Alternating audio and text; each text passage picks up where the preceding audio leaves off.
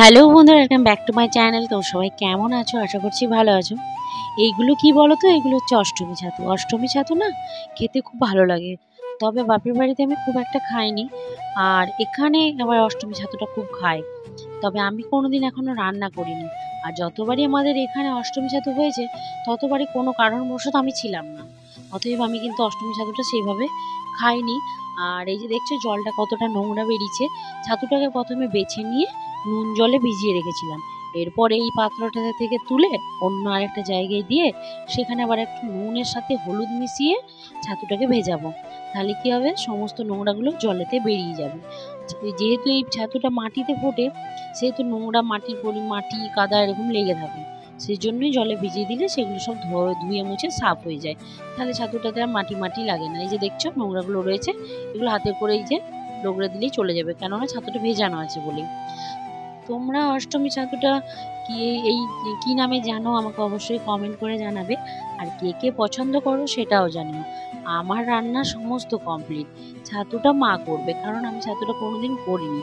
আজ মায়ের কাছ থেকে একটু দেখে নিই, তারপরের দিন এরপর ছাতু নিয়ে এলে আমি তখন ছাতুটা বানাবো। কেননা ছাতুটা না এর বাবা খুব পছন্দ করে, কর্তামশাই যেহেতু পছন্দ সেহেতু ছাতু পেলেই নিয়ে আসে। আজকে ছাতুগুলো বেশ ভালো পেয়েছে বলছিল মা, মানে এই ছাতুটা নাকি কড়ি যত থাকে কুড়িটা বেশি ভালো লাগে খেতে, ফুটে গেলে ছাতুটা অতটা ভালো লাগে না। তো তবুও ওই টেস্ট ভালোই লাগে ছাতুটার। তো চলো আজ মা বানাক, আমি তখন আমার কাজটা করি। তো আমার কাজ হচ্ছে আজকে রান্নাঘর, একে একে সমস্ত ঘরটাই পরিষ্কার করার চেষ্টা করছি। যেহেতু এদিকে রান্না করি না, তবুও ঘরগুলো তো নোংরা হয়ই না, প্রচণ্ড ডাস্ট আমাদের এইদিকে। রানীগঞ্জ, দুর্গাপুর, আসানসোল এরিয়াতে যে কতটা ডাস্ট আছে সবাই এটা জানো। তো সেই জন্য ডাস্ট প্রচুর, সারাদিন জানালা দরজা বন্ধ থাকলে কোথা থেকে যে ডাস্ট ঢুকে যায় সেটা ডাস্টই জানে। তো সেই জন্যই ভাবলাম চলো আজকে একটু মুছে পরিষ্কার করে নিই। সমস্ত রান্নাঘরটা করব, সিঁড়িটা করে নেব, বাকি থাকবে নিচের দিকটা আর উপরে বারান্দাটা। উপরের বারান্দাটা একদিন করে নিলেই নিচেটা হয়ে গেলেই আমার মোটামুটি হয়ে যাবে। আর যাদের বাড়িতে পুজো আছে তারা জানো, পুজো এলে একটা মানে সব রকম দিক থেকেই কাজ থাকে। তো আমার এই দিকটা পরিষ্কার করা হয়ে গেছে, এবার এই দিকটা করে নেব। চেয়ারে না উঠলে নেহাত উপায় নেই, এইগুলো নাগালের বাইরে, তো সেই নাগাল পেতে গেলে তো আমাকে চেয়ারে উঠতেই হবে। আর সাবধানেই উঠি, তবুও জানি না, যা বিপদ হবার থাকলে ভুলে তো আর আসে না বিপদ, তো সেই জন্য সাবধানেই উঠি। আর এইটা পরিষ্কার করার পর স্নান টান করে আজ একটু বাজার যাব। বাজারে কয়েকটা কেনাকাটা আছে, ছেলের জামা প্যান্ট হয়ে গেছে সমস্ত, এবার যেটা হবে ওর জুতো চুটি হবে। তো সেই জন্য আজকে যাব, ওকে নিয়েই যাব, তাহলে ওর জুতো চুটি মাপটা পাবো। তো চলো এখন এগুলো পরিষ্কার করে নিই। মা, বাবা, ছেলে ওদের সব স্নান হয়ে গেছে, ওদের সব স্নান করে ওরা বসে আছে, আর আমি এখানে আমার কাজ করছি। তো এই দেখো পরিষ্কার করার পর না শ্যাম্পু জল দিয়ে পরিষ্কার করলে না দেওয়ালগুলো একদম পরিষ্কার লাগে, আর একটু যেন নতুন নতুন লাগে। তো একবারেই আমি টাইলসগুলো মুছে পরিষ্কার করে নেবো দেওয়ালগুলো হয়ে যাওয়ার পর। একে একে করে করলে বেশ ভালোই হয়।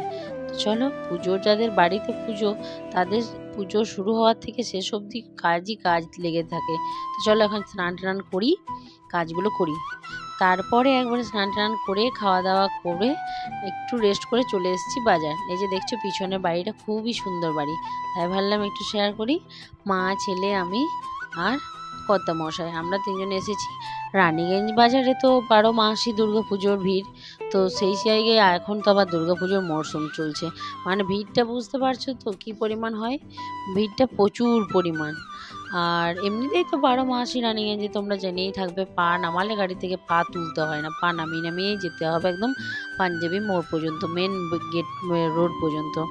আর এইগুলো হচ্ছে বাজারের ভেতরে, এগুলো তো আরোই অসুবিধা। তো চলো আজকে কিনলাম, তোমাদের সঙ্গে পরে শেয়ার করছি, কাজগুলো করি। কিছু কিনে নিয়ে এলে আমি আগে ঠাকুরের পায়ে ছোঁয়াই, এটা আমি সব জিনিসেই করি, এটা করার চেষ্টা করি নতুন জিনিসে। তো চলো কি কিনে নিয়ে এলাম সেটা পরের আর একটা ভিডিওতে তোমাদের সঙ্গে শেয়ার করব। আজকের ভিডিওটা এইটুকুই ছিল, কেমন লাগলো আমাকে অবশ্যই কমেন্ট করে জানিও। আর আমার চ্যানেলটাকে অনেক অনেক বেশি ভালোবাসা দিয়ে চ্যানেল দুটোতে আমার টিঙ্কু মণ্ডল চ্যানেলের অনেক ভিডিও আসছে, সেটাকে দিয়ে দেখো।